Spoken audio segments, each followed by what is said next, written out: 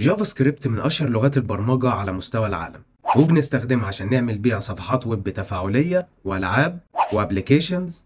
ولكن جافا سكريبت جت منين؟ وإزاي اتشهرت؟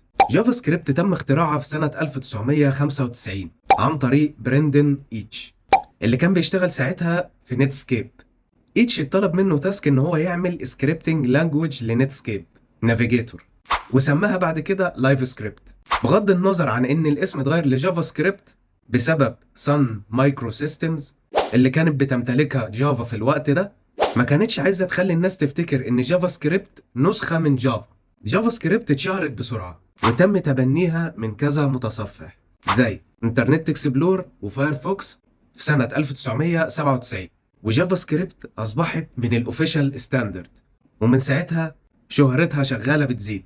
دلوقتي جافا سكريبت بيستخدمها الملايين من الديفلوبرز حوالين العالم، لأن هي لغة قوية وبتستخدم في جميع أنواع محتوى الويب التفاعلي. فلو مهتم إن أنت تتعلم جافا سكريبت مش محتاج أقول لك على المصادر. فبشكرك جدا على المشاهدة، وما تنساش اللايك وما تنساش الفولو. لو عندك أي سؤال ممكن تكتب لي في الكومنتات.